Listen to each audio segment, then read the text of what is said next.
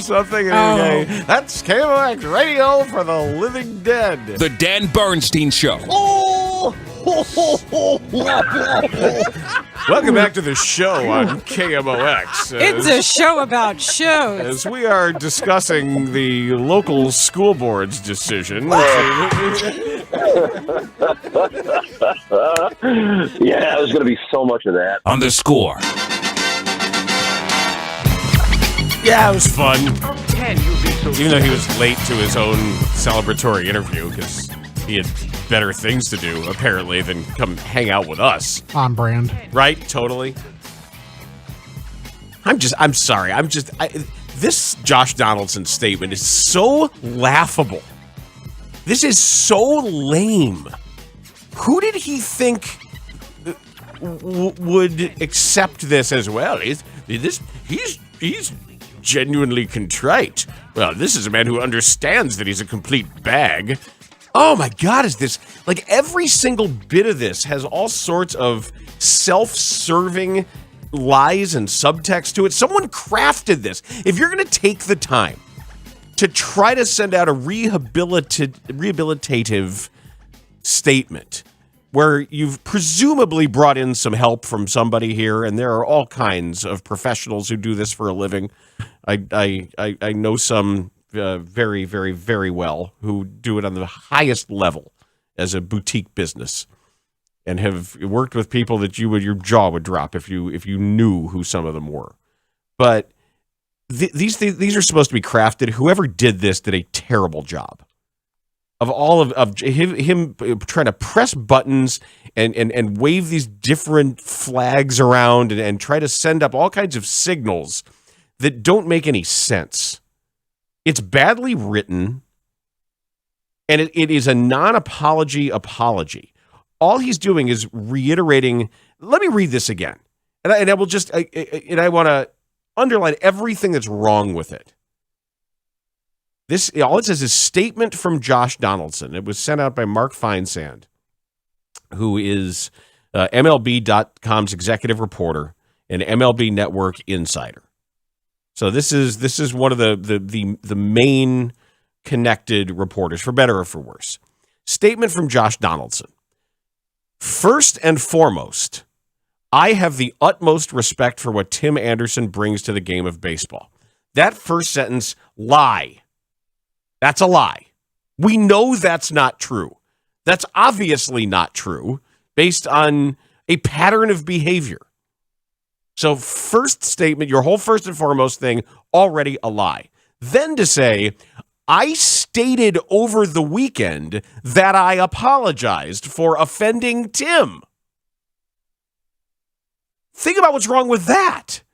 You're just basically saying, well, if you were listening to me, I already apologize. He's whining. He's whining by saying, I stated over the weekend that I apologized for offending Tim. Did you apologize to him? He doesn't even know for what he's supposed to be apologizing. He said, I apologize for offending Tim. And as we diagram the sentence here, I stated over the weekend that it was a misunderstanding based on multiple exchanges between us over the years. I don't need to be told what you said over the weekend. I know the garbage you said over the weekend. You don't need to come out with another statement reiterating what you said over the weekend. And it wasn't a misunderstanding. Anderson understood it just fine. You're a bag. And he told you that then. He told you that in 2019. We're done talking. We don't need to talk anymore. That's what he said. There's no misunderstanding. He then says, my view of that exchange hasn't changed. Great. Well, the point is it should have. If this were a real apology, your view of that exchange would have changed. He said, and I absolutely meant no disrespect. Lie. Another lie. You did. In the past, it had never been an issue. Also, not true. Anderson said it was an issue then. He said, now that it is, we have a mutual understanding. No, you don't. And then this, you want to see how not racist I am? Watch this. I would like to apologize to Mrs. Rachel Robinson and the Jackie Robinson family for any distress this incident may have caused. Yeah, okay. Jackie was a true American hero. I hold his name in the highest regard. No, you don't. You use his name to try to insult a black opponent. You don't hold his name in the highest regard. You have his name in your mouth for the most wrong of reasons. Every single bit of this is trash. Nice of Herschel Walker to write that for him, though. Right? Oh no, Herschel Walker can't put a sentence together. That dude there are way bigger issues with him, like actual clinical problems there. I mean, I know people say, oh, don't diagnose. Yeah, no. There's serious like pathological stuff going on with that creep. But I mean, this is every level of this from Josh Donaldson is just horse crap. Just total garbage. And I was all set to talk about the White Sox. And we will, and I want to talk about the White Sox today because we don't have much time. We are slated to go to Cubs pregame starting at 11, so we're not here all that long. It is a truncated show. Hey, you got to put all the 3-hour stuff in a 90-minute bag, Jerome, Jackie. Speaking of bags. Reggie, Cool Breeze, same guy. Same damn guy. So we're broadcasting live from the Hyundai Score Studios, brought to you by your local Hyundai dealers. And you want to give us a call? Feel free. So it looks like somebody already is. 312-644-6767 is the Score listener line, powered by BetQL. Bet smarter, beat the books. Download the BetQL app today or visit BetQL.com. Your emails come to Bernstein Show at 670thescore.com. You go there to listen to us live. We stream at 670thescore.com. And your texting appears in the text zone. Brought to you by Rosen Hyundai of Algonquin. Save time. Shop online at rosenhyundai.com. When you text, we reply. Message and data rates may apply. Twitter is at Bernstein Show. If you'd like to follow me, my actual personal Twitter feed with all kinds of other stuff in there out and beyond sports, feel free. That is at Dan_Bernstein. Download the Odyssey app. You can stream the Score on your mobile devices. You want to interact with the show and the station on Facebook, you can. If you can handle Facebook, which is also kind of gross. Twitch is cool. It is twitch.tv/Chicago670 The Score. And you go there right now, and I can see all sorts of familiar names having their conversations about the show and about things about the show. Connor O'Donnell and Evan Thomas direct the video feed, and they also moderate that Twitch chat. You can get a look at Rick Camp screening phone calls. I don't know if looks like he might be yelling at somebody. If he starts slamming the phone, we call that the Abaticola. He does that. And Mike Rankin is next to him repping Future Sox, and he is on the board today doing what he does. Brandon Fryer also helping out there in the back. I wish the Sox could grind at bats like the Red Sox do. Like they make every pitch stressful. Even if they end up popping out, they get into your pitch count, they get into your head, they make you work and work and work. They foul off some pitchers' pitches, and they start working on your bullpen. And they did it in the first game, and it was almost a blessing in disguise that it went pear-shaped so fast, because they didn't have to fight it out when it was like 6-3 or 7-4 and say we're still in it. We got to use these pitchers. So the Sox should count themselves as relatively lucky getting out of there unscathed with all the traffic on the base paths last night. But a win is a win is a win, and they got it, and it's good. But I want them to have plate appearances that work on an opponent. Even you can make an out and still get closer to winning the game. And it's not about these, productive outs of moving a guy over. These long at bats where you see a lot of pitches, where as the weather's going to warm now, and you're adding stress to a pitcher who's sort of working through physically and mentally. I know it makes for long games. It doesn't make for the best games to sit and watch, but that's how you win. That's how you win. Is that sort of effort, that kind of intensity in how you put a pitcher to work. So that would be my takeaway from the evening is get out of there before they change the scoreboard on you, because it kept feeling like that thing was going to turn. I'm glad it didn't, but I kept waiting for it. And God, Hendricks, I know it's all sort of high effort and manufacturing, engineering the next pitch with everything you've got, but guys were getting some some long looks at a very straight fastball.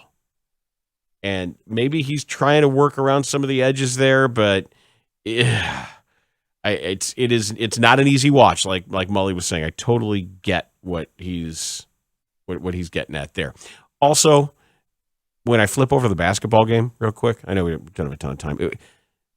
The Bulls can't bitch about injuries, if only for injuries. If only the Alonzo Ball, and if only they'd had Caruso and all of this stuff. You know what? Look at these teams that are left, and look what's going on with how hurt everybody is. And I know that it's been a long time since the NBA had a normal offseason and what constitutes what we used to think was a normal offseason.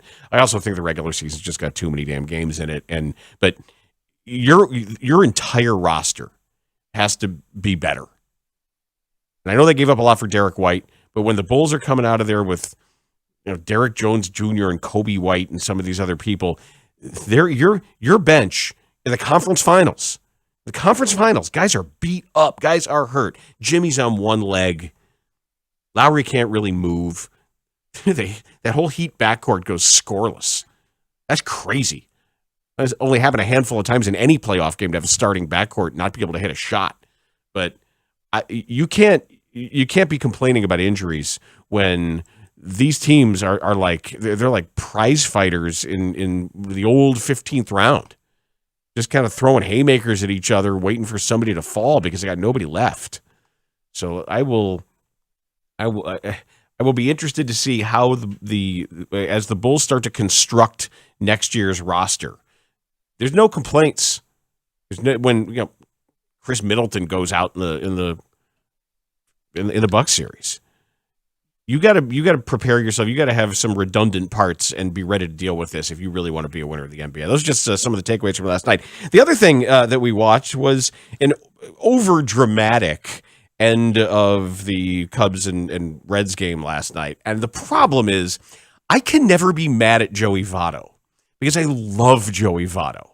And you can't really paint him as a demon because you all this stuff at the opposite of Josh Donaldson. He's a legit good dude, and this is not a guy who is without the benefit of the doubt. So maybe I can give him more than the benefit of the doubt. But there was a bunch of stuff going on. We're going to take you through how we consumed it and what was said about it to get some of the perspective of everyone involved in that little Cubs-Reds kerfuffle. You are going to have the next stage of Cubs-Reds coming your way on these very airwaves with pregame in about an hour and 20 minutes on Sports Radio 670 The Score.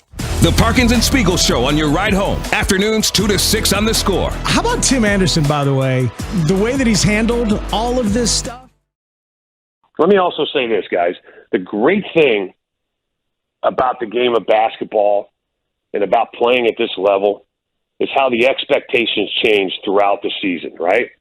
We started this season off, and I remember specifically I said, hey, best case scenario, the Bulls are 5, maybe 6, and we got to stay out of the play-in games. Well, they did that.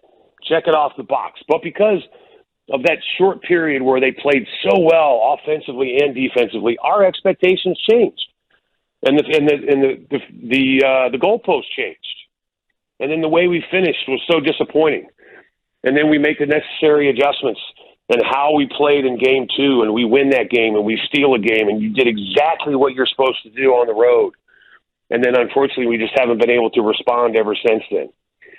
I fully feel like this team's going in the right direction. And I feel good.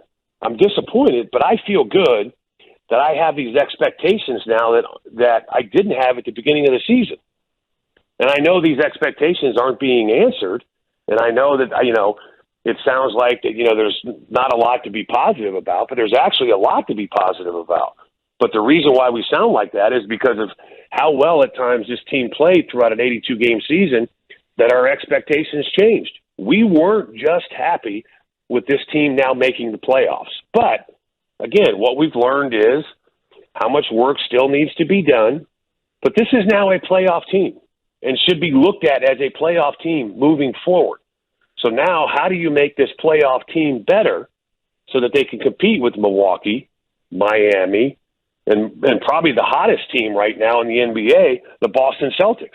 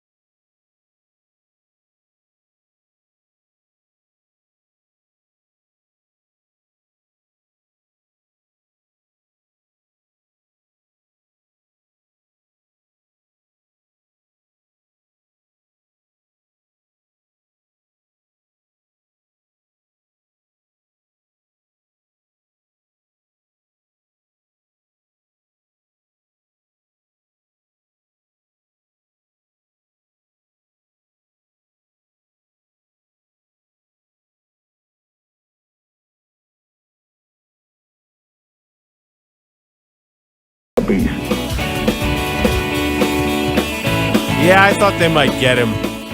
Strickland really only had that fastball, and the breaking ball didn't have a lot of snap to it. Had a little bit of roll. It's hard. It just got a little bit of roll to it. I just think they didn't. I was hoping, because I don't like Hunter Strickland either, and it would have been fun to see that turned around on him. Losing to the Red Sox because they're just absolutely so god awful. But things got a little crazy in the. What's so funny? The way you describe the Reds there, I love it. Well, they're just terrible. They're. I mean, every little thing is bad. I hate the Reds. Who hates it? Why bother hating? Can't stand Why? them. They're just my least favorite team. I don't know. They don't even deserve that level of scorn. They're not worth it. I will tell you this: Nick Senzel in center field was chasing it down, and I know that he's been an incredible disappointment as a high draft pick, and we always are waiting for him, and injuries and all that. But he can go get it out there a little bit, especially going back over his left shoulder. That looks like some wide receiver stuff that he was tracking down some balls back there. But that's not why you called. So things got a little dicey in the 8th inning, and this is courtesy Bally Sports Cincinnati. And Joey Votto is barking at somebody. I think he's barking at the pitcher. Rowan Wick began the at-bat with a pitch up and in. Votto continues to gesture and yell in that direction. Wick is not peeking over his shoulder in the least. He is locked on the plate. And there's some chatter coming from the Cub dugout. Our home plate man, Dan Merzel, just said knock it off. And the bench is barking back.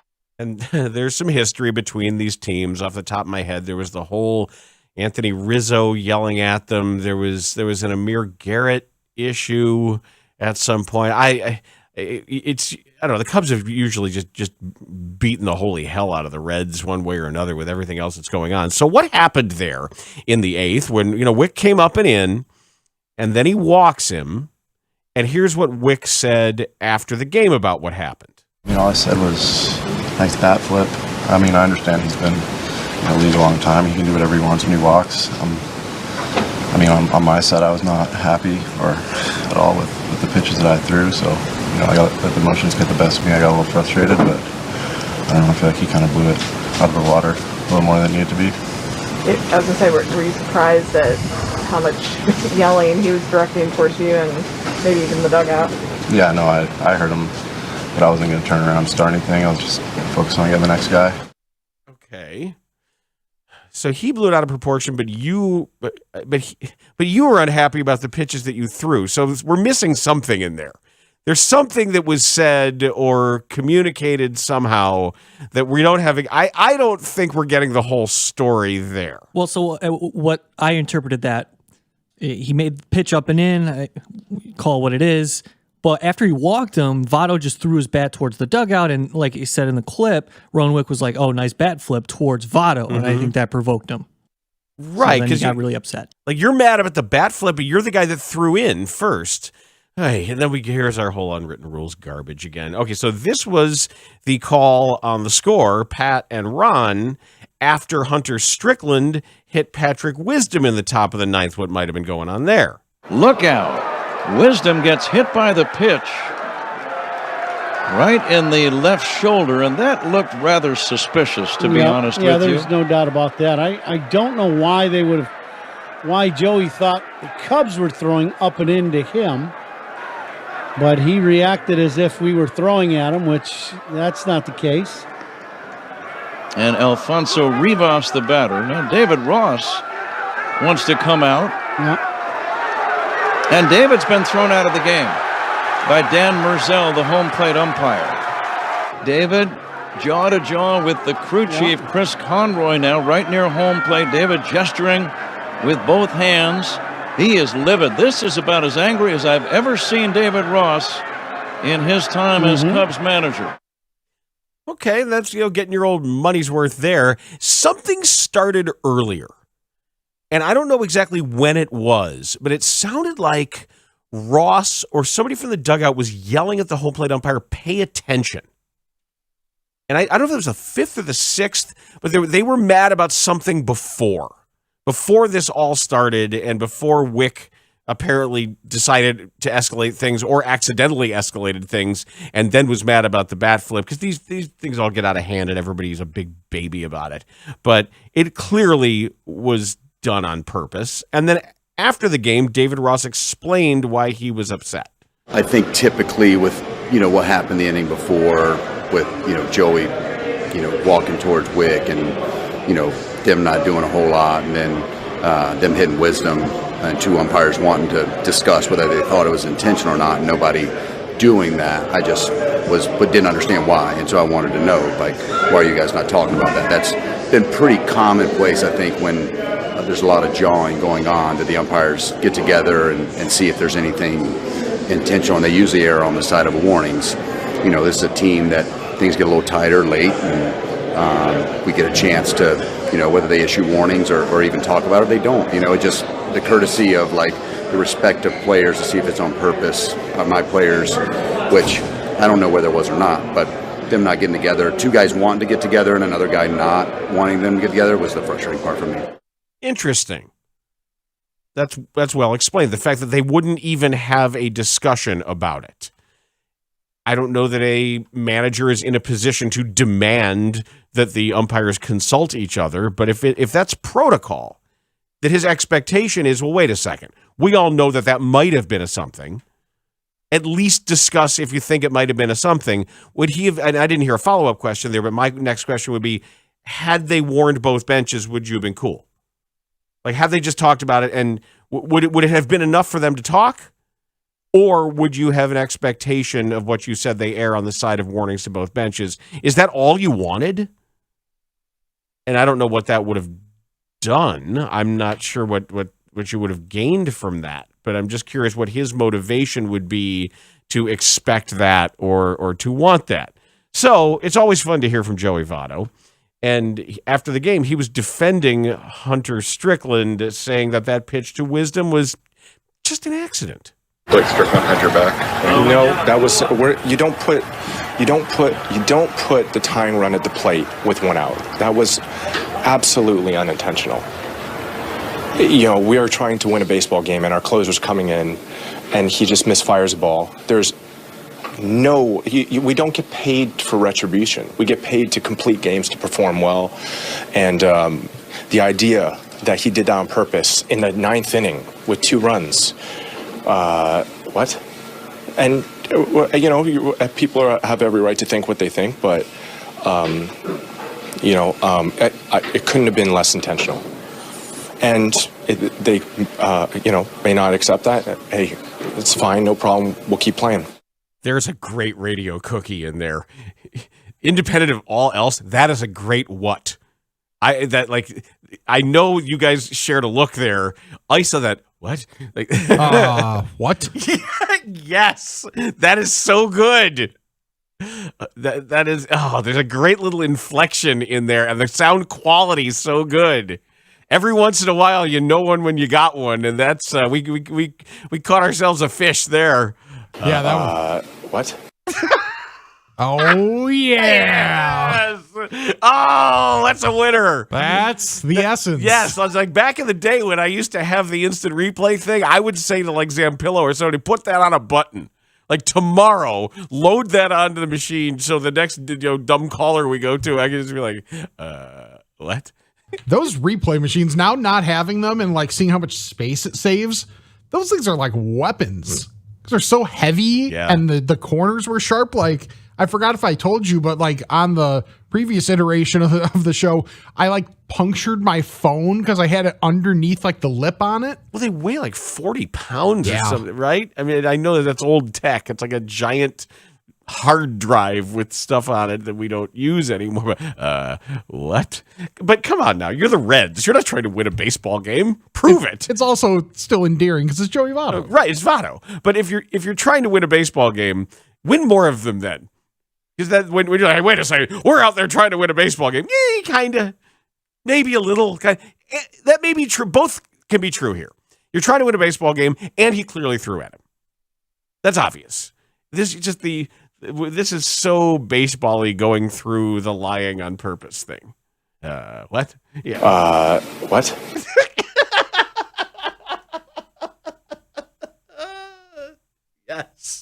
So dismissive. I know. It's great.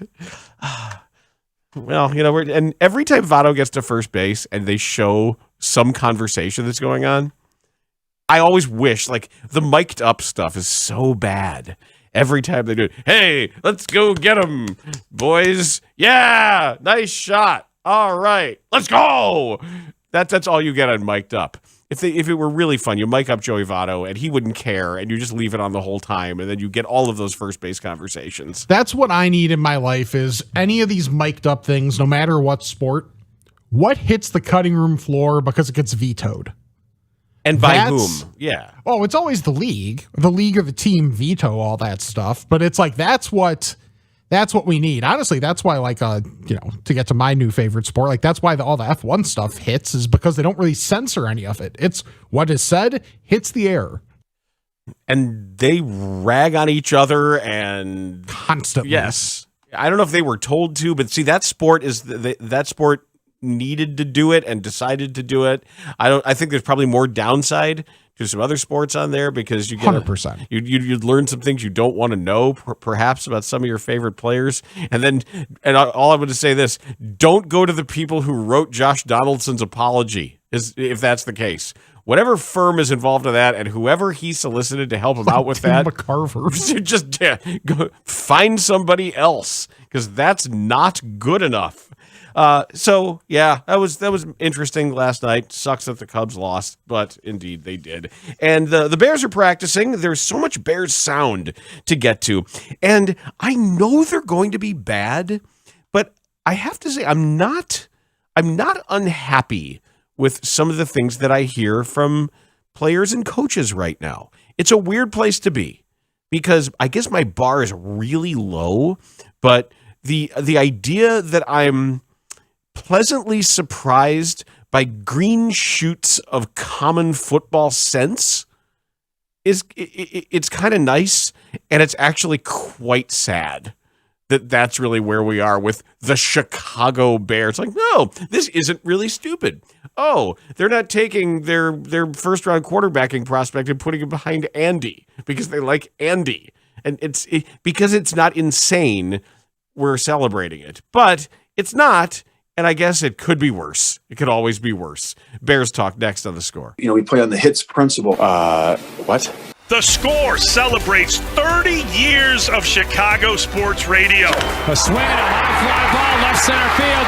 He's going to join the 500 club. Totally hit his 500. Rossi, you and Wilson Contreras are now in a very, very cool club of Major League players. I want to take you back real quick to your 100th home run. Ross Krexman in the air, deep left field. 100 home runs for David Ross. 3-run homer. Cubs lead 5-1. A smiling David Ross rounding third. As he said a few weeks ago, 100 home runs in the show would be very cool. He is enjoying that moment right now. The great Pat Hughes with the call.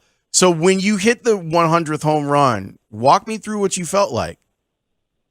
I tell you what, first off, I love Pat Hughes' home run calls. You guys play that Game 7 one. He's such an icon around us, and I just love hearing his voice. No, I mean, that feels great, right? And I think Wilson's yesterday took me back to my 100th, and obviously Wilson's gotten there a lot faster than I did, and is a much better caliber player than I was, and to see him do that and all that hard work pay off, and to be a part of that, to watch him when he first, his first at bat, taking that change up off the lefty to right center in his first home run. I remember like it was yesterday, sitting on the bench and so pumped up for him. And then he gets to hit 100 last night for a grand slam in that fashion.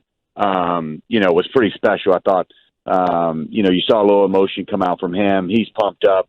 He's put a lot of hard work, and again, a guy that we rely on for championship at bats. And really, you talk about our success as of late. He's just gotten on fire and having great at bats at the top of our order. We really rely on Wilson, and that was a really cool moment last night. When you have a player that's clearly valuable, the way that Wilson is, and people look at you and look at your team and say, well, maybe at some point they try to move Wilson, he's, I'm sure, hearing and feeling all of that. How do you tell him to deal with the speculation on where his career goes from here?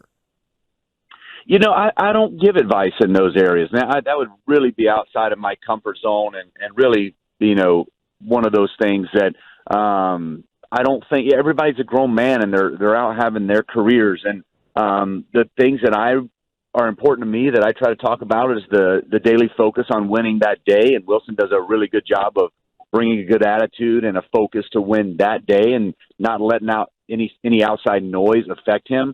I think he saw and had great examples last year of some guys that went through that and probably learned a lot from that. And he has a good team around him, good guys around him, and a great support staff within his family that I know is really important to him, that supports him. We support him in everything he does. And I think he loves being a Chicago Cub. I think he loves his teammates, and I think he loves winning. And those are the things that I value, and I try to continue to stress to everybody. And I don't have to worry about that with Wilson. He does a nice job of bringing that mentality every single day.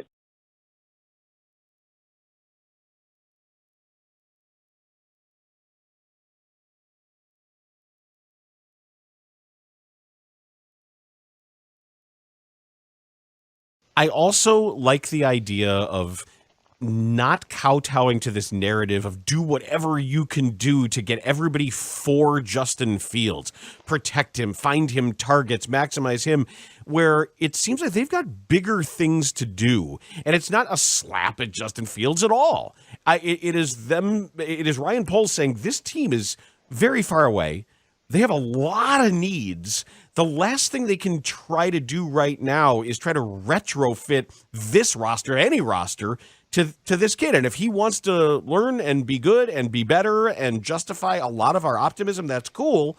But it tells me my big takeaway was Poles knows how far away the Bears are. Well, there's a very small admission from him, too, that almost kind of got overlooked on Friday night, I thought, where he talked about this and he said in there, he goes, I know that we're not going to be able to fix everything in 1 year. And we all know that, but just to hear the GM actually say it out loud was refreshing too. And so he gets it. But a lot of the times when there's depth at one position, you can take advantage of that by taking a different position by guys that fall to you. Okay, to me, Kyler Gordon and Jaquan Brisker are both defensive backs that were worthy of going in the first round. But the Bears benefited from this run on wide receivers, from a team like the Packers trading up then in the second round to grab another wide receiver that maybe the Bears were interested in, maybe they weren't in Christian Watson. But the point is, patience can pay off in the draft. You heard Ryan Poles talk about this on Saturday night too, and he goes, yeah, we could have traded back, but why would we just let a player who in our evaluation we believe can be a starter and be a potential all-pro, why would we let that player go? Because to your point, Dan, they have so many needs. I feel like cornerback is one of their biggest needs because they not only have one starting cornerback position open right now, they have two because the slot cornerback spot has not been filled either. So that was a huge position of need, and they filled it right away with Kyler Gordon.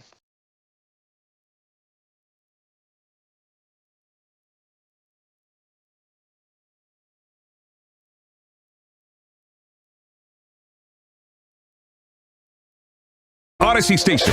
The Score! This hour is brought to you by NJ Diet. Lose a contractually guaranteed 20 to 40 plus pounds in only 40 days. The Dan Bernstein Show, 9 a.m. to noon on Sports Radio 670 The Score. I read an interesting quote from Cole Kmet, who described Justin Fields' demeanor in the huddle as being noticeably different. I mean, you just feel him in the huddle. He's saying he's not just repeating a play. He's telling you to play, and there's a difference in that. That gives me confidence as a player out in the field. He's talking to each guy. It's not just a repeat of play. It's a say he's telling us to play, which is a difference. It's very noteworthy he's doing it with Luke Getsy's playbook, a new playbook, and a lot of new players too, especially when you talk about the linemen. And the other thing Cole Kmet said in that quote was, it gives Cole Kmet confidence when his quarterback is doing that. Good. I guess I'll have a little bit of a level of confidence in the Bears, even though it's going to be a long one. It's going to be a rough year, and we know it. And everybody knows it. They can't really say it, but we all know it. And I think each game is going to be worth my screaming and yelling and stomping, though. I still think that. I still think I'm not looking forward to watching Bears football. And I know that sounds like what are you talking about, idiot? If they're going to be bad, how can you be looking forward to it? Because it's new guys looking at new guys, and I think I'll be able to watch compartmentalized each week with a perspective that this is going to be a long thing, and I'm going to try to figure out per their timeline who's going to matter and how they're going to matter. And so far, everything they talk about seems to make sense. And they apparently have told their linemen to get thinner, to lose weight, to get quicker, to get more flexible. Did you see the video of that guy from USC, that 320-pound lineman who was doing the splits and actually rolling while in the splits? And he did the splits both directions, and then he did the thing where he grabbed his toe and extended his leg straight out while holding. What the hell is that? That's like the kid from Hook that puts himself into a ball and like rolls through like bowling through people. I've never seen anything like that in my life. Like that's not the cornerback or wide receiver. That guy's massive. Well, maybe I don't think Tevin Jenkins is ever going to be that, but Tevin Jenkins, who should matter for the Bears. That's the whole point. Is they did trade up for him too, right? I mean, it's a Ryan Pace pick, so it had to involve a trade up. Had to. Because you always give away assets when you don't need to give away assets, because that's what Ryan Pace did. And I guess he's a right tackle and not a left tackle, because everybody in the draft thought he was a right tackle except for Ryan Pace. And now that Ryan Pace is gone, they're like, yeah, no, he was the only guy that thought he was a left tackle. So we're going to move him back there. And he's talking about how he's building trust with an organization. What went into the decision to move you from the left side to the right side? I really can't remember. Is this more so of we had one meeting and he said, Tevin, you're going to right, Larry, you're going to left. That's ultimately what it was. You know, that's why I played mostly in college, so it is comfortable, it is nice, and I do look forward to keep on getting these reps at right tackle. For me, it's more about where can I be the best for the team, and what can I do in what certain position is it going to elevate the whole offense. It's about earning trust and earning their belief that I deserve to be on this team still. So I'm working for that trust. That's ultimately what I'm doing. And putting more of that trust that they have into me will make me feel more comfortable, and I'll start playing like more comfortable, I guess. I don't know. He wanted that sentence to end so badly. He got in a death spiral. He got in an absolute rhetorical death spiral. Let's land the old plane here, Tevin. And oh my God, that's so funny. And he knew it. He knew it. Like, I don't know where this sentence is. Look, we've all been there. Believe me. Tevin, my man, we have all been there. And we've been there on the radio, on television, at a cocktail party, whatever it may be. Dude, it sucks. But the finishing of it, he had a Bob from Niles level, I don't know, at the end of that. That's well, I mean, hey, our 1040 guest, Matt Spiegel, open mouth say things. Yeah, but that is it. That's fantastic. It's just like words. I trust them, they trust me, and maybe I'll be better. I don't know. Can I hear that again? Oh, it's great. Oh, dude.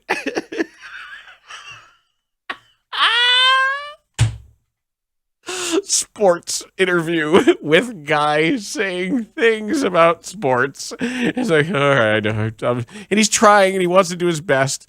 I know he did talk about Pilates workouts and how he got smaller because they told all the linemen stop eating. And if I'm a lineman, that's too bad, right? I mean, I know like having to lose weight for your job. You always hear the stories about the actors who have to gain 40 pounds and lose 40 pounds, depending on when it's being filmed, but it can't be a whole lot of fun. And putting more of that trust that they have into me will make me feel more comfortable, and I'll start playing like more comfortable, I guess. I don't know. I guess. I don't know. I don't know what the hell I'm talking about. Fill your damn notebook and get out of here. And put Chris on for a minute. Put Chris on. What about Juan Pizarro and all the players I used to grow up with? And the horse is on fire, and I went in the building, and then she came out, and he updated the Cubs score after that answer too. Right. Maybe I'll play better. I don't know. Maybe not. Who cares? What are we doing? I don't know. Go Bears. I don't know. I'm hungry. I'm a 320-pound man. They told me to stop eating. Don't tell those guys to stop eating. It's just mean. Right? And we want you to not eat as much. But I like eating. Eating is fun. Eating's my favorite. Eating's my favorite thing. Well, you have to do that less now because you now have to do Pilates workouts. Well, can I eat then? No, just rice cakes. Damn it. Oh, that's great. That's great, Tevin. Maybe I'll play better. I mean, I don't know. Oh. Like more comfortable, I guess. I don't know.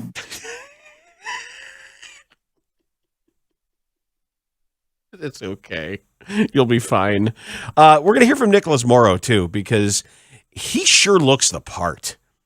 And from what I've seen of him moving around, that's just like NFL linebacker right there. He's got some quick twitch to him. He moves with some menace. And I liked what he said about their new defensive coordinator, Alan Williams, because we know of this Eberflus hits principle Colts scheme, that it's a one-gap scheme. It is a 40 front. We know that we've seen it before. But Morrow kind of says not so fast here, that they're going to be practical about it. Speaking with Coach Williams, when I signed with the Bears, one thing he talked about was we're going to do what everyone's good at. And I think he has a good job and a good feel of, okay, this is a good call for us, this is a good call for us, and let's kind of get to that. So if it's landmarks, then we're going to run landmark defense. If it's man-to-man, we run man. If it's match, we run match. So I think that's the biggest thing, is like understanding what the group does well as a whole. But as we get deeper into it, we'll kind of see like what we do well. I mean, like I said, it's kind of early to say like we'll be this type of defense or that type of defense, but it all starts with effort. That's when we talk about his principle, hustle. So it all starts with effort. But I think Coach Williams does a good job of figuring out like, hey, we're good at this. Let's do this more often. So, when it comes to position labels in this defense, like a Will or a Mike, does it really matter if you're the Will or Roquan's the Mike? Does it matter in this defense? Not really. I mean, you see that more. Like with a Seattle 3, when you got guys running with overs, or if you're in like a Tampa 2 where you got the Mike running up the middle read. But this defense is, we do some of that, but it's a lot of other stuff as well.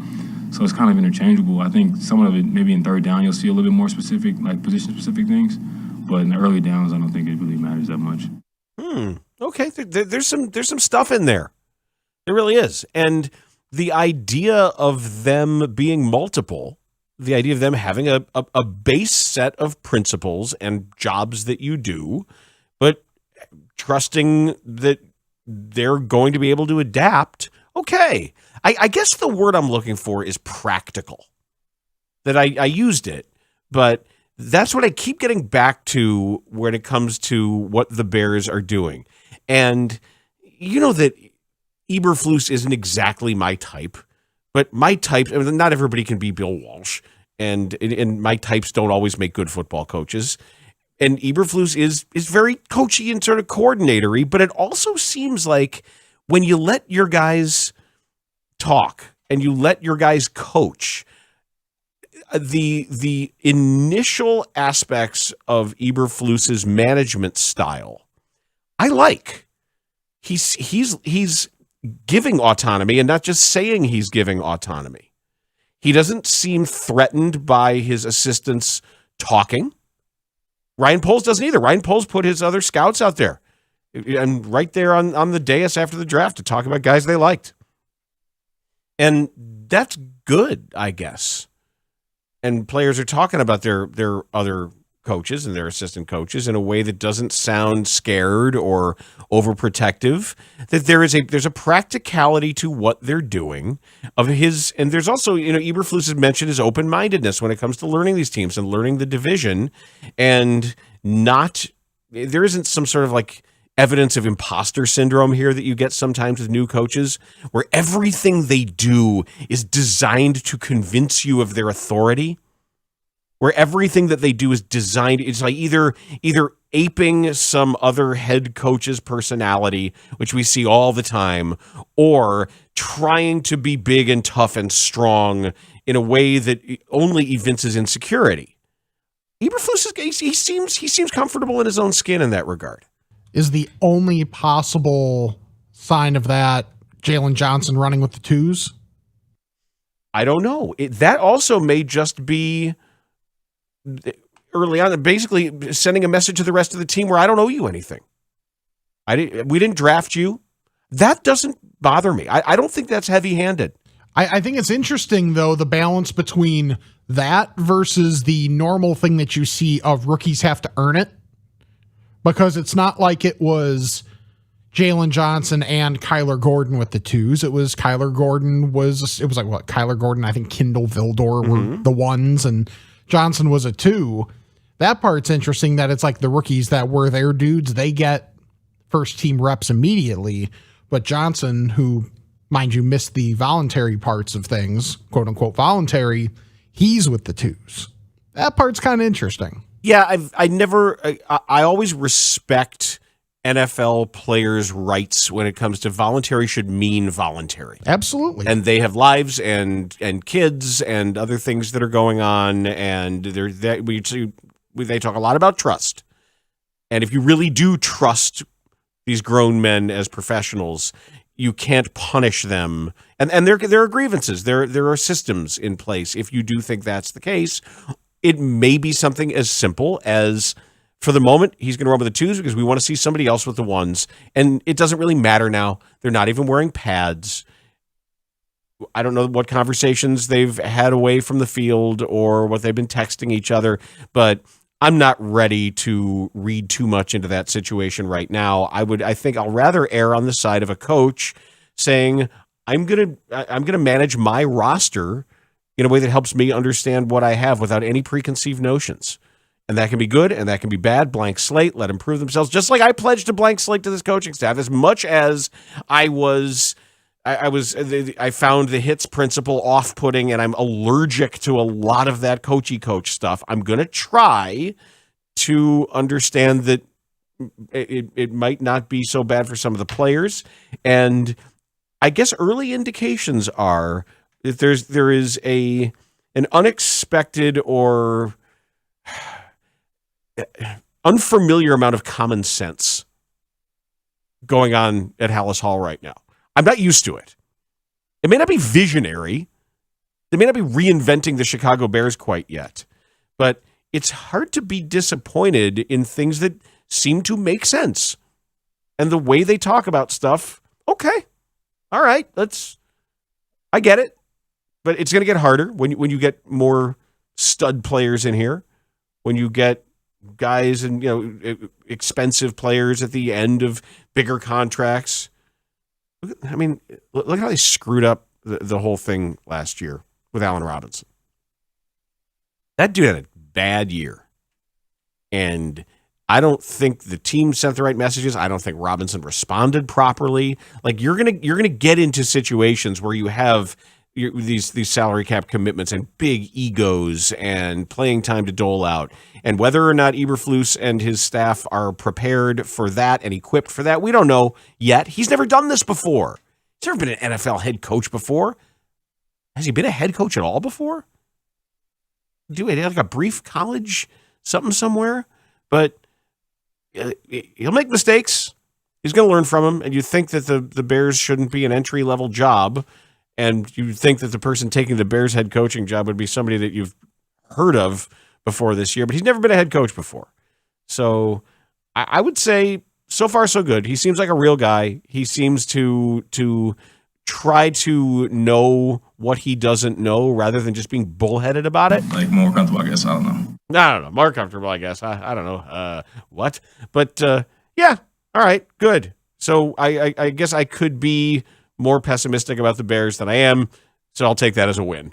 And you should too, frankly. We're going to do an early midway, because we're off early today and we wanted to set aside some good time to talk to Spiegs. So there's a lot I have to choose from. I have some good news, a follow-up to a local story, and some really bad news. So I'm really, really unhappy about something. A Chicago character who has been a part of our show in one iteration or another for a long, long time had another bad thing happen to him, and that sucks. So we'll talk about that next on The Score.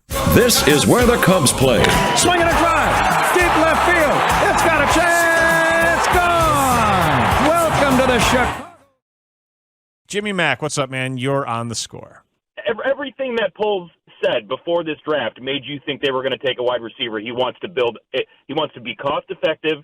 He wants to be efficient. He wants to build players through the draft. You just saw the free agent market go crazy. Guys like Christian Kirk are getting paid ridiculous amounts of money. There's guys signing $30 million deals, and you're in a draft that is the deepest wide receiver draft that I can remember. And you take one wide receiver that's like a borderline kick returner, and Velus might be great, but like that's your shot with 11 picks. No excuse. Nick in Hawthorne Woods, you're on The Score. Yeah, that first guy was a boob. He doesn't know what he's talking about. I am so fed up with the way Ryan Pace ran things. They constantly talked about how 3 of the 4 last drafts, the Bears didn't have a first-round pick. And you can see what crap they have left on the team. You can't expect this guy to come in and fix everything in 1 year with no first-round draft pick. And just because he didn't do anything flashy like Pace and hemorrhage the future to try to move up to a stress fracture, tibia, Kevin White. All right, well, that's not what I wanted him to do. No, but yes, you do. Yes, you do. You like it. You liked what Pace was doing. All in, baby. And then he was all in, and he sucked because he drafted Mitch Trubisky over proven quarterback. Man, Bears fans want me to take paternity leave again. I don't. I got 2 more weeks. Just couldn't use it all at once. Just dying of boredom. Had to get out of the house. Al on the Northwest side. What up, Al? I think the thing that I was most impressed with in this is obviously he had a strategy going into this, and I think he took a look at that offense and said, these top 2 picks are not going to fix it. He goes with defense, and in doing that and with the rest of the draft, he essentially fixes 2 out of the 3 phases. We've got an NFL-level defense, an NFL-level special teams, and going into it, he knew the offense wasn't going to be able to be fixed. And yeah, I think you fix what you can fix, and in some of the later-round picks, he takes some of these offensive linemen, and, plus the 2 we had from last year, it's going to be a test for these guys. He's going to throw them all out there, but he's going to have them moving forward.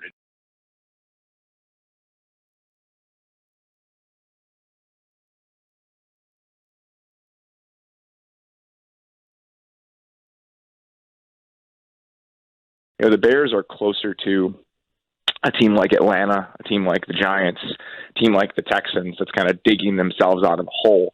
The only difference between the Bears and those teams is the Bears drafted a quarterback last year. The Bears are in year 2 of a rookie quarterback contract, and those teams are either moving on from one or still figuring out what their quarterback plan is. And it's misalignment. There's just nothing that lines up with where the Bears should be as a team and what they need to do to surround Justin Fields, what they need to do to acquire information about Justin Fields. It's just a mess, and we probably should have known this going in. They should be looking at it the same way. Let's just take the best players. And the quarterback question with that throws a little bit of a wrench into it. Should you stretch to surround your quarterback with the right pieces, or should you just say, we're starting from square one as a franchise and as a roster. We just need to take the best players. The latter. And how much... I know you asked that rhetorically, but my answer is absolutely the latter. That you should surround the quarterback with the right pieces. No, that you don't have that luxury. You're too far away. You have too many needs. You're too far away. That if the quarterback's great, the quarterback will figure out how to be great. And I think I probably agree with you. And that's why even in the moment when they drafted Gordon, when they drafted Brisker, I have my head in my hands, but you sit back and you're like, I understand it. You understand that it's really a no-win situation. And the problem is you can believe in that plan and you can believe that's the prudent timeline that the franchise should be following and still be frustrated that, man, we're going to burn 2 years, half the cheap years on this rookie quarterback deal and not have 2 years where you're well set up to acquire information about your quarterback. it's not just the time of the money part of it. It's that it's going to be 2023 before you're confident that you can surround him with enough supporting cast talent to get an understanding of what he really is. And then how much time do you have to decide before you're picking up 50-year options? There's so many complicating factors to this, and that's why they're in such a hole to get this whole thing started.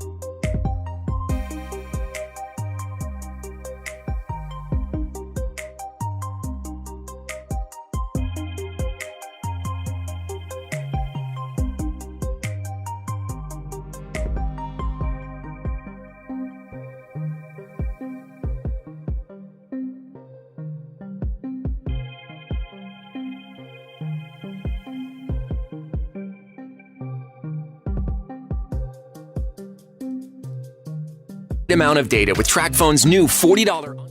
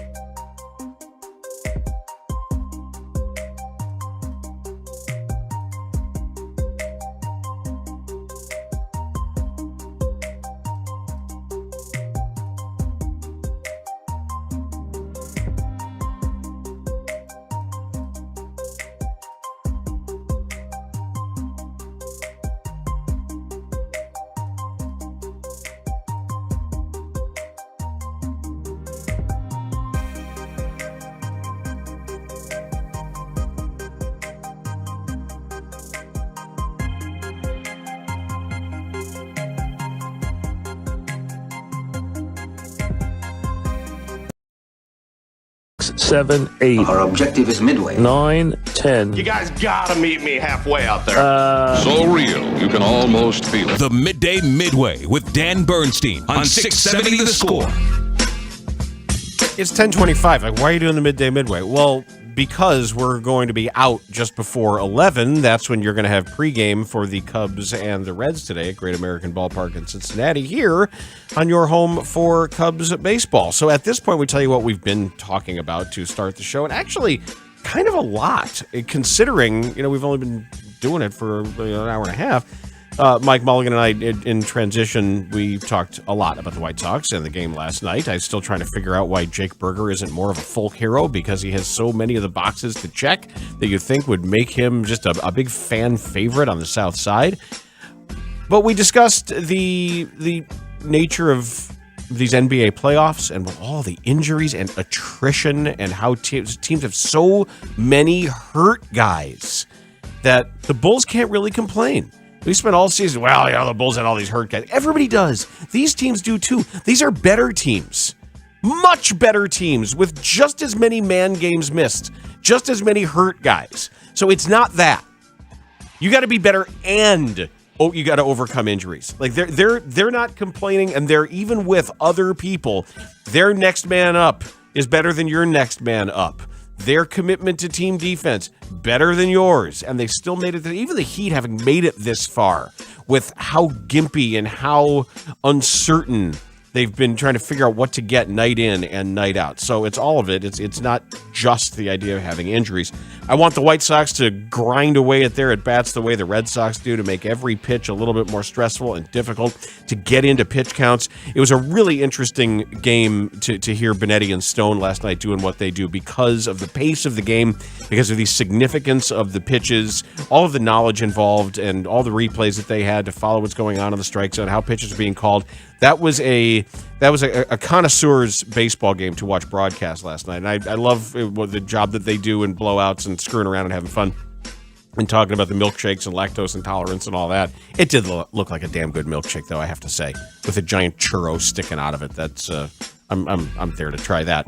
But they were really good last night. We also went through the perspectives of Much Ado About Nothing, with Joey Votto taking offense that Rowan Wick threw in at him. And what? What? We're trying to win a baseball game. No, you're not. You're the Reds. You don't do that very often. And then hearing Patrick Wisdom, kind of everybody seems to understand what's going on. And David Ross was mad that they didn't even talk about it. And now everybody's going to kind of forget about it. Because, whatever, who cares? We heard from Tevin Jenkins. he tried to work himself out of a difficult rhetorical moment, and it was just kind of cute. And also Nicholas Morrow talking about Alan Williams, and it's nice. The Bears may not be great, but it seems like they've got good reasons for the things that they're doing on every level at this moment. All right, let's do the bad news first. We used to call him years and years and years ago. I used to always talk about the seemingly homeless man that we would see walking around the Loop and near North and sometimes up into Lincoln Park. We used to call him Emaciated Street Yanni because he looked a little bit like Yanni, and he was very, very thin, and he had the big mane of dark hair and a big mustache and his sport coat and a series of sport coats. And there were all sorts of, he was an apocryphal mythological figure of, rumors that he was the heir to some great fortune, or that there was some crazy backstory. And the truth was that he really wasn't. He was just a guy who liked to walk around. That's what he did. And he was an eccentric, perhaps. And he was attacked again. If you'll remember that he had been attacked years ago, 2016, right down here on Lower Wacker Drive. Someone attacked him with a baseball bat, and there was a GoFundMe, and we found out that his name was Joseph Cremelis. He's now 75 years old, and unfortunately, he's been attacked again. And I want them to find the person who did this. This is, according to Block Club Chicago, the famed walking man who treks the streets of downtown with flowing gray hair and a steady stride is in critical condition with severe burns over much of his body after someone doused him with a flammable liquid and set him on fire in River North. Joseph Cremelis, 75, suffered burns over 65% of his body and was taken to Northwestern Memorial Hospital following an attack Wednesday at 2:50 a.m. in the 400 block of Lower North Wabash, where he was laying on the ground. A police source told the Sun-Times, quote, "We were just told he's most likely to die." That a man attacked him and ran off. A nearby security guard used a fire extinguisher to put out the fire and help the victim. He was identified through the medications he was carrying. Police said the attacker fled to the CTA Blue Line, where surveillance video captured images of him. Authorities said he wore a black and white Hoodrich jacket with a hood and gray sandals. He is described as a tall man with a medium light complexion. I'm looking at a picture of him now. Cremelis is well known to downtown regulars. For decades, he's walked the streets in suits with his signature mustache and long hair. He's been the subject of countless photos of people who recognize him in at least one documentary. And he had even joked, and it really, when he was attacked in 2016, the fact that we then knew his name and people said, "Oh yeah, that's my uncle," and he just likes to walk around downtown. That's kind of what he does. And there were family photos of him, and he joked. He said something about, I remember one quote from Joseph Cremelis. He said, "I'm like the Kardashians. I'm famous for doing nothing." And I hope that these Sun-Times police sources are wrong, and I hope he pulls through, because it's just too bad. He's not trying to hurt anybody, not trying to do anything, not bothering anybody. All he wanted to do was walk around. And these some of these people around downtown, you start to know, like Bubble Man. You know Bubble Man? I think his name is DeAndre. And DeAndre, in the warmer months, stands on the Columbus Bridge, and depending on which way the wind is blowing, either the east side or the west side of the bridge over the Chicago River, and he's got soap bubbles and various bubble wands of various sizes, and just has bubbles out there. And the architecture boats that go underneath wave to him, and people walking by, kids, tourists in all the hotels right there, between the Sheraton and the Hyatt up here, and Swiss Hotel, and down to the Embassy Suites. Kids love it because and another guy, not hurting anybody, just doing things that he does to make people happy. And I don't know why people decide to engage in random acts of violence against these people, but I want this guy found, and I hope they can get the person off the streets who shouldn't be on the streets, and get the guy back on the street who should be on the street. Because that's where he is. Now the good news. Remember Tyson the Bison that was wandering around, escaped from the farm in Wakanda? And I was kind of making fun of the Lake County Forest Preserve operations people because they said, I know it's been months, but our goal is to capture this bison by Memorial Day. And make the playoffs. and make the playoffs fun. They did it. They got him. The bison is safe and back in his enclosure, I guess. They said they were going to do it, and by gum, they did it.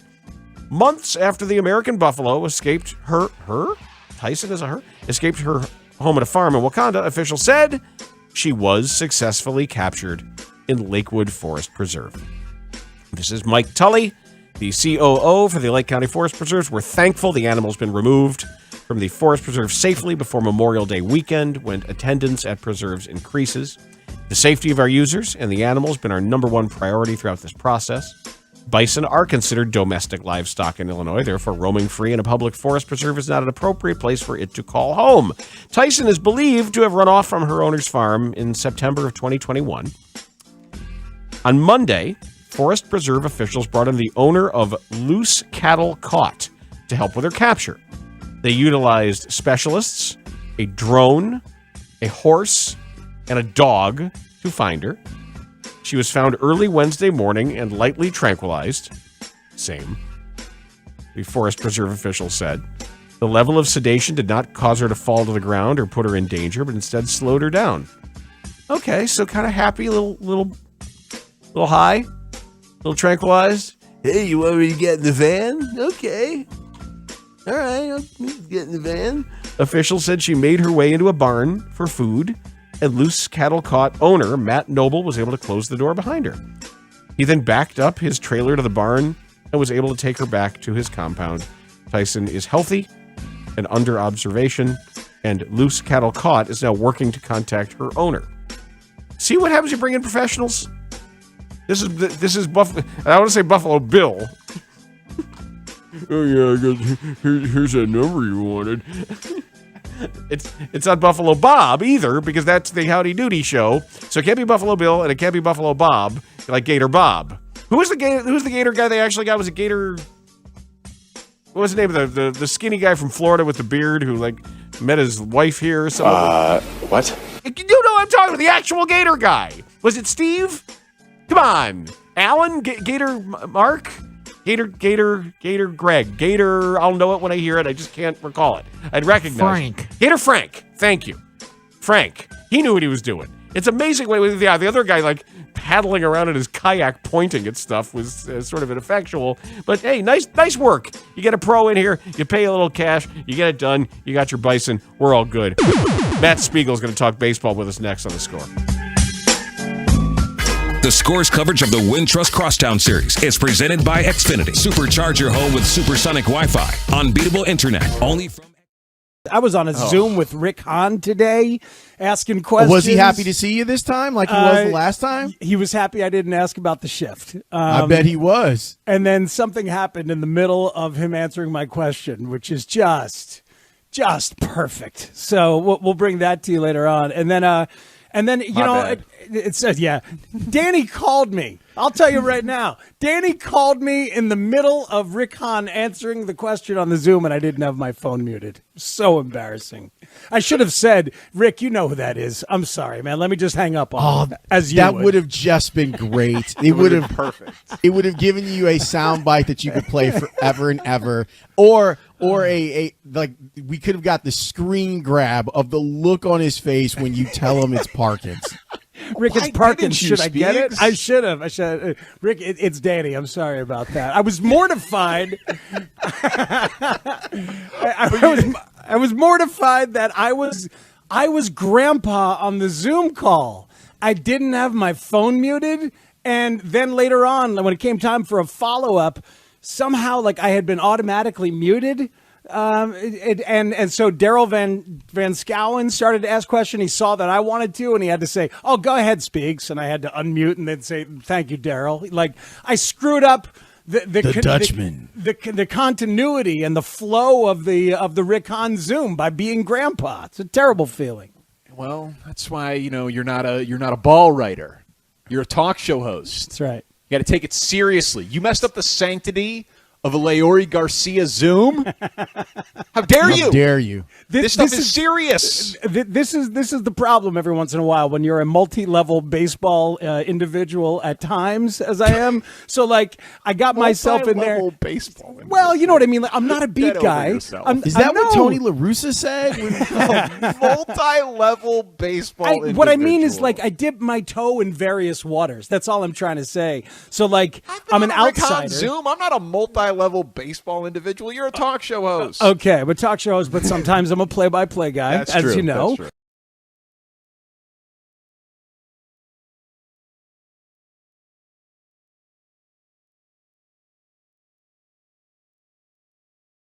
How is your relationship building with, say, a Suzuki? Because I know that there was experience with you, Darvish, and who had an interpreter on occasion. Suzuki's interpreter in games is noticeable, where there are all kinds of conversations where Wilson Contreras was in there, and just seeing how Suzuki appears, because he's a position player and not a pitcher, it changes the dynamic a little bit. What has it been like, and how do you see him growing into a role as a teammate?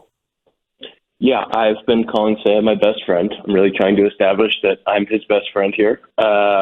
He is hilarious. He is so funny. His translator toy is awesome.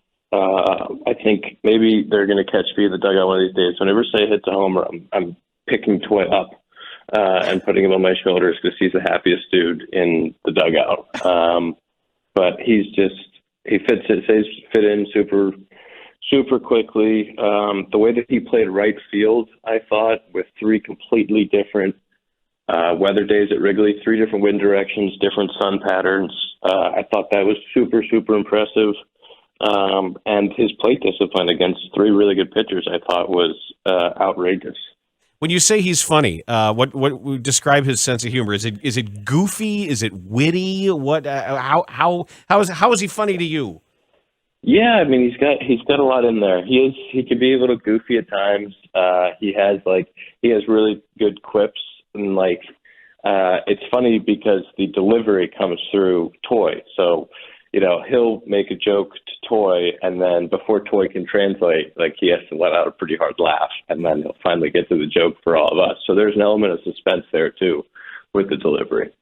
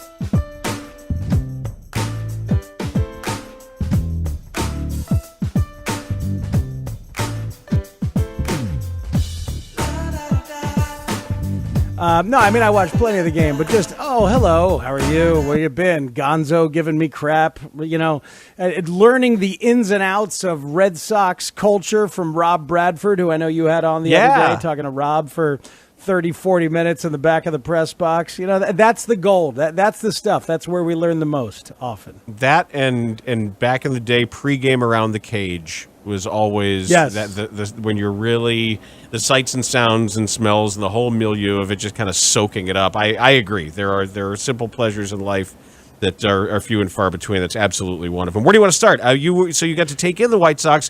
That was kind of an improbable win when you saw how the kind of pressure that the Red Sox hitters relentlessly keep on White Sox pitching of all ilk, and a lot of runners on base, and yet that Burger home run was all they needed.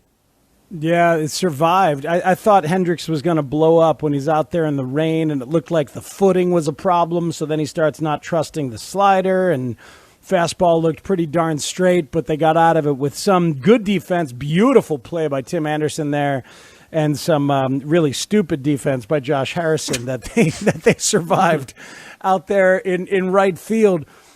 I heard you talking about the Red Sox offense, and it is the pitches per plate appearance. They're so good at that, but there's just some inherently very, very good contact guys in there. I mean, J.D. Martinez is one of the best hitters in the game and has been for a long time. Jackie Bradley Jr., yep. To me, it's Bogarts and Devers and Martinez, and everything else can be gravy and can sort of shuffle along. Sometimes Kike Hernandez will be hot. Right now, Trevor Story is obviously on fire, but Devers is a lefty TA with more power. Look at his on-base percentage as compared to his batting average. He's not a guy who walks a lot. He's a hacker, but just an incredibly skilled hacker. So they've got some very special dudes there, and it's easy to envy that offense. But Jake Burger needs to stay up when Luis Robert comes back. He just has that ability to mash. And frankly, it's against both sides enough that he should stay. I was just telling your guys off the air, Gavin Sheets' lifetime batting average in the big leagues against right-handed pitching, 254. Jake Burger, lifetime batting average against right-handed pitching in the big leagues, 259. Like, screw your handedness, Gavin Sheets can't hit lefties to save his life. We know that Burger can destroy them, and Burger will hit righties fine. So I don't think it's going to happen because Tony is addicted to handedness. He loves it dearly. But as you look at the bottom of the roster and you look for a spot for a guy like Burger, you're like, well, it's not going to be Leary because they paid him, and he has flexibility that is genuinely useful for a 26th man. But Gavin Sheets has outlived his utility in my mind on this roster at this very moment. Addicted to handedness, my least favorite Robert Palmer song. But you don't have to face it, though. Right. I'm going to. Yes, I see the signs, but I can't read. On the other side of town, it got all silly late. It a pretty good baseball game. I mean, what actually was a pretty compelling finish to that game, which was uncertain for a while, and it's muddling along for a bit. And Hendricks was just kind of looser around the edges again, just not a tight performance from him. But anytime Votto is involved, I get pulled in different directions because I can't dislike Joey Votto. And you know that he's going to be Joey, and sometimes he's going to just be arbitrarily red-assed because that's who he is. But I come away with it understanding a lot of the silliness and not really mad at anybody. Yeah, that's fair. I kind of liked seeing how pissed off David Ross was, and I thought he was totally in the right in terms of the umpires got to know what's happening. That was the most obvious thing from Hunter Strickland, especially based on what had already happened with Votto's red ass and stuff like that. Yet, how about Rowan Wick with the hey, nice bat flip? Nice bat flip to Votto after the walk. Yeah, well, you had just kind of buzzed the tower. Sure, of course. So, I don't know. Does Rowan Wick have some fun police possibilities that we're unaware of? That's entirely possible. Yeah, look, it's if you get entertainment value out of a Cubs game, I mean, good for you. Enjoy yourself. Enjoy what you can. Cubs baseball coming up on The Score. I am Matt Spiegel. I sing the theme song. That's right. If you get some enjoyment out of it, good for you. If you get entertainment value, good for you. It's a third verse that didn't quite make it in. Yeah, this is good work, guy. We're gonna change that in post, I think. Look, here's what I want to see. I want to see them become more aggressive here in the inspection and evaluation phase, and it's going to ramp up in the coming months. They will try and flip David Robertson, and we assume, understandably, Wilson Contreras. And they will try and flip Frank Schwindel and Rafael Ortega. They will see what they could get if they were able to flip Miley and Smiley and do it slyly. You know, it's like they will try and flip those guys. But give me, and we got a little taste of what it's going to be, smartly so. Give me more Nico Horner innings at shortstop instead of Andrelton Simmons, which David Ross said yesterday before the game. Good. That makes sense. Who cares about Andrelton Simmons? Of course. Give me Caleb Killian innings when he's up. Give me Justin Steele and Keegan Thompson innings as opposed to Alec Mills innings. You know, like things like that. And eventually, and hell, even while he's here, go ahead and give me Christopher Morel innings over Ortega. He's cool, man. He's cool. He's cool. I don't know if he's any. I was going to bring him up. I don't know if he's any good, but he's got a lot of swag to him. He's got that kind of jazz hands Juan Uribe thing on the bases a little bit. Like he's fun. He can play multiple positions too, and the bat speed is serious. And the vibe is such that he could learn, and he wants to learn, and that has been the rep on him. So I'd rather see talent like that. Somebody put it this way, and they're so right on a hit and run text line. Sunday mornings on the Score a week or two ago. I like watching talent wax instead of wane. Could I see waxing talent instead of waning talent? You know, so. Yeah, go ahead and give me that waxing talent. And in the meantime, we all know what the deal is. This is a 1-year break from aggressive spending. I think they're going to be very aggressive in the offseason. They tried to middle it with some of the aggression this past offseason, tried to reverse engineer it and be a little competitive and get you to come to the park. They will be very aggressive this coming offseason. And I think things will look vastly different next year on opening day. We've already talked about 2 players in Christopher Morel and Jake Berger who are the kinds of players that I don't know what they amount to, but you end up having really good memories of them just because they're fun. And they always have an outsized importance. Like players like that when you're younger, you just remember because they took on greater meaning because you didn't have the context there.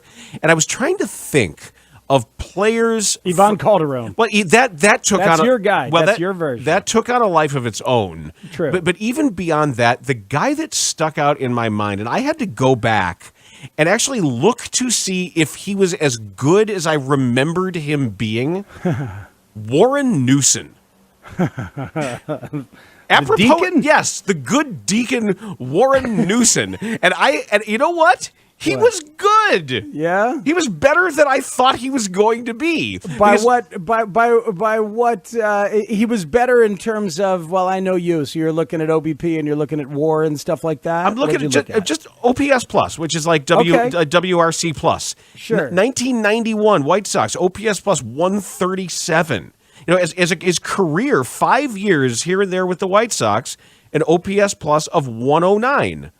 And he had an on-base percentage of nearly 400. He walked almost as many times as he struck out. You know, this was a guy kind of ahead of his time. Yeah. And funky. It had that sort of inside-out left-handed swing that we used to impersonate when playing wiffle ball. We would do the Warren Newson swing. Hey, man, never lose sight of the fact that this is an entertainment product along with a competitive enterprise. It's okay to love both, and it's okay to lean into the entertainment product when the competitive enterprise might be lacking at a moment's notice, at a season's notice, or a month's notice. Lean in, man. You know, it's funny because like Danny was given Danny Parkins, my partner, was giving crap to Shane and Tanny for staying to the end of the 16-3 game the other night. They stayed to the end, you know, and my immediate thought was, where else are you going to go that is more fun than hanging around with your buddies at a park. It's a park. There's green stuff there. It's a lovely place to be. You can get food and beverages. And if you stockpile before the 7th, you can even drink them into the 9th, those beverages. But, it's there is nothing wrong with accepting the entertainment value. So look at the fond memories you have of Warren Newson. And he was a part of some decent teams too, as it turned out. Just going to the park. I mean, the other night, Jason and I, we got a couple of tickets and walked down to Cubs Pirates. And I said to him, I know you've grown up with this, but I said, I hope you really appreciate the fact that we're walking to a Major League Baseball game. Insane. To one of the greatest parks in all of professional sports, with all this history. We're walking here with tickets that were sitting in a desk drawer that somebody handed me. Yeah. And we're going in there, and people come over and say, and like you said, Paul Sullivan comes, hey, how's it going? Come over and say, he sits down with us for a while. The old vendor, Roger, what's his name, is there. The old music guy, I don't know if you know Roger. Of course I know talking Roger. with him forever. And I said, look at this. I said the same thing. I said, we're at a park, and right in front of us, there's Major League Baseball going on. And you know what? Last night, I parked in the lot over there at Guaranteed Rate and walked through several different tailgates, a couple of kids playing ball in the parking lot. I walk in that place, the whole place reeks of grilled onions in exactly the correct way. And it's such different vibes and experiences at both ballparks, both peaceful, both calm, both enjoyable. Hopefully there's nice big crowds for Sox and Cubs this weekend, and we'll talk about it all weekend long. Not all is awful in the world, I guess. And you'll be on at some point after the game? Theoretically, yes. We'll see how much rain they have, but yeah, we'll be on and lots to do and talk about, especially coming out of that game. I hope that we didn't break Joe Kelly. There's some video dissection going on. At one point, I tossed him a baseball and he had to reach for it, and now his hamstring is bad. So, if he's bad, we're going to blame you. Spiegs, thanks. Thanks to everybody involved. Rick Kemp, Mike Rankin, Brandon Fryer. You know the people. We're back tomorrow. Cubs baseball next on The Score. Mully and Haugh, Chicago's #1 and most listened to sports morning show. Score baseball expert Ozzie Guillen. Moncada is not feel well. I talked to him last night. He's playing with pain. I just talked to him. I said, you know what? Tell Tony, because you don't look good at the plate. You don't look good on the base pass. People, they don't know how hurt you are. And people going to judge you different way. Mully and Haugh, mornings 5 to 9 a.m. on Sports Radio 670 The Score. An Odyssey station.